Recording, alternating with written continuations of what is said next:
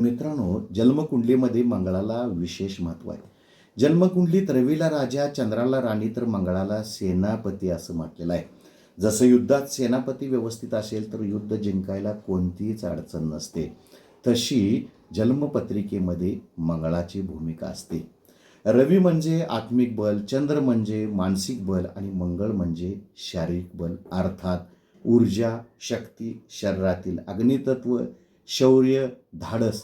जर जन्मकुंडलीमध्ये मंगळ बिघडला असेल तर या गोष्टीचा ऱ्हास होत असतो. त्यामुळे त्या व्यक्तीला अनेक संकटांना तोंड द्यावे लागते. तर मित्रांनो, एका राज्यात एक शूर पण थोडासा वेंधळा अर्थात गोंधळ करणारा सेनापती होता. तो युद्धात धाडसी होता, पण निर्णय घेताना विचार न करता घाई गडबड करायचा. एकदा शेजारच्या राज्याकडून हल्ल्याची बातमी आली.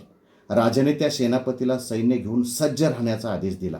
सेनापतीने लगेच सैन्य गोळा केले, पण नीट योजना न आखता, नीट विचार न करता सरळ युद्धासाठी निघाला. मार्गात त्याला एका गुप्तहेरानेही सांगितले की शत्रू डोंगराच्या पाठीमागे लपलेले आहेत. पण सेनापतीने विचार न करता सरळ मैदानातून सैन्य पुढे नेले. शत्रूने वरून अचानक हल्ला केला आणि सेनापतीचे सैन्य गोंधळून गेले. कसेबसे जीव वाचून सेनापती परत आला. राजा रागावला, पण त्याने विचारले, शांतपणे विचारले, तू योजना का केली नाहीस?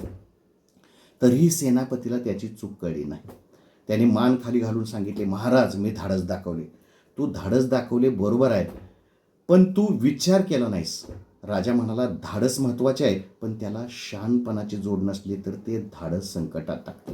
तर मित्रांनो, जन्मकुंडलीत जर मंगळ बिघडला असेल तर मंगळाची स्थिती व्यवस्थित नसेल आणि त्यामुळे शरीरातील सगळे बळ, ओज, तेज, सत्व, शक्ती, धुरंधरपणा नाहीसा होऊन वरील कथेतील सेनापतीसारखी त्या व्यक्तीची अवस्था होते.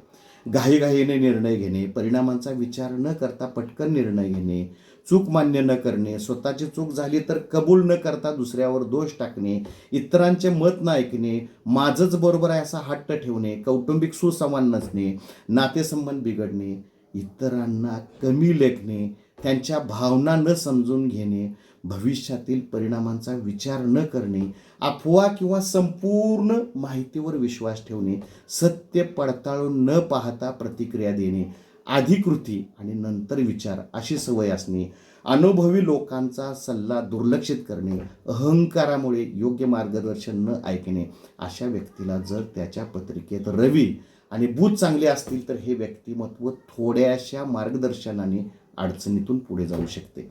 धन्यवाद. प्रभाकर जंगम.